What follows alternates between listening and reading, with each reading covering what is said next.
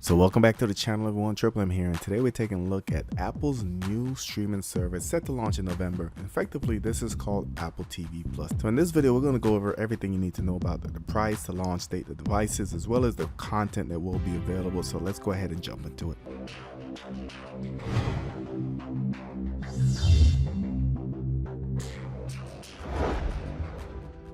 Now, if you guys are new to the channel, please hit that subscribe button in the top right. Also, hit the notification bell. That way, when a new video or giveaway is released, you will be notified. Now, if you guys are in the market for VPN service or virtual private network, check out IPVanish's new 2-year deal. Now, this is a 2-year plan, $4.12 a month, and it is geared towards new customers. So I will be leaving a link in the description. If you guys have any questions about VPN, check out my VPN playlist or just drop a question in the comment section.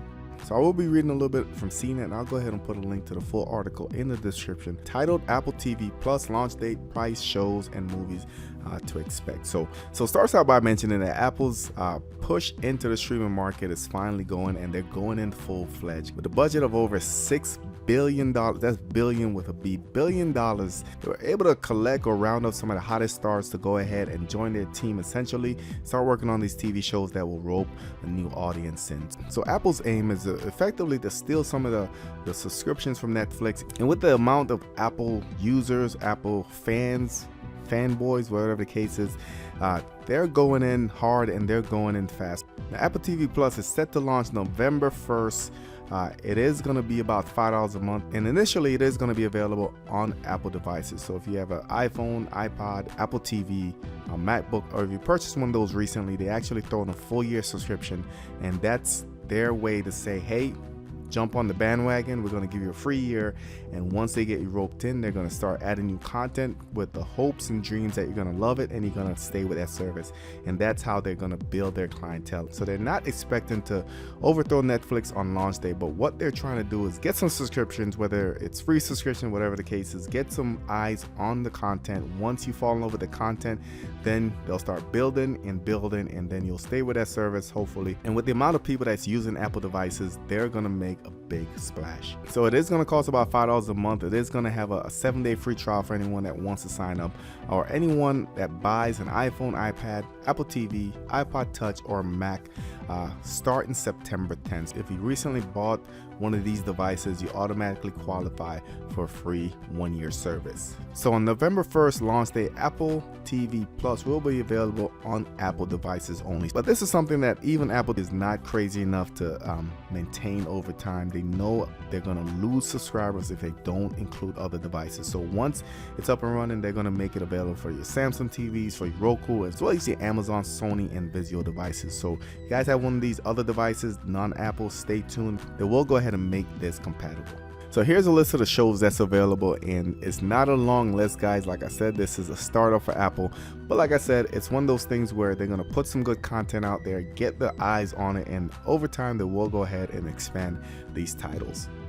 So the first big title, and probably the one that most people is interested in, is Seed. Now, Seed is a post-apocalyptic thriller, guys. Essentially, the story behind this is that everyone is blind and they're going through trying to find a way to survive. So a combination of Game of Thrones and Bird Box, and put in together with, like I said, some of the biggest stars in there. Looks pretty interesting, and this is one of the titles that I'm actually looking forward to. Another one is The Morning Show. Seems pretty interesting. A drama about a morning newscast and their ups and downs and their drama, soap opera, whatever the case is. Has some of the big stars, like I said, including Reese Witherspoon, Jennifer Aniston, of course, and Steve Carell from The Office. Another interesting show, another safe show, nothing too edgy, but Apple TV is keeping it clean, keeping it interested, and bringing in the big names for their programming. They also have Dickerson, which essentially is a story about Emily Dickerson as a young woman, and this is a comedy, so this should be pretty interesting. It is starring Haley Seinfeld, so that should be a good one as well. For All Mankind is essentially a retelling or a continual of the space race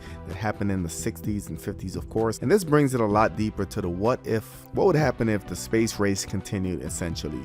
So scroll down, we do have Snooping Space, The Elephant Queen, which is a documentary about elephants. We have Hipsters, Kids Show, we do have Ghost Rider, right? The Servant, Truth Be Told. We also have Oprah's Book Club, which She's Oprah, so people are gonna watch. That's some of the bigger names of the series that Apple TV is gonna bring to the table starting November 1st. Now, if you scroll down, you see a couple more: Servant, Truth Be Told, Little America, The Banker, as well as a whole lot. So with all that said and done, Apple's aim is to get their foot into the streaming world, and they're doing it with a big splash with the resources, the time. They're in no rush whatsoever to push out all these content when they know that they can grab the subscribers gradually, and they're looking at the long run, not the sprint.